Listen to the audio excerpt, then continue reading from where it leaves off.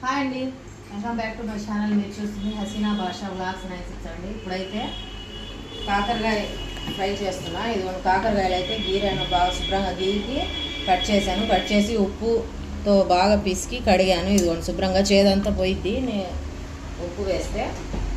ఇందులో అయితే ఇప్పుడు ఉడకబెట్టాలి. ఫస్ట్ అయితే కొద్దిగా పసుపు, కొద్దిగా ఉప్పు అయితే వేయాలి. వేసి ఇదిగోండి పెరుగు వేయాలి. కొద్దిగా పెరుగు వేస్తే బాగుంటుంది. పెరుగు వేసి కొద్దిగా వాటర్, దీనికి సరిపడా వాటర్ వేసేయాలి. వాటర్ వేసేసి ఇదైతే ఉడకబెట్టుకోవాలి. ఉడికాక మనం ఫ్రై అయితే చేసుకున్నాం. ఇలాగా స్టవ్ ముట్టించేసి ఇదైతే ఉడకబెట్టాలి. బాగా మెత్తగా అవుతాయి.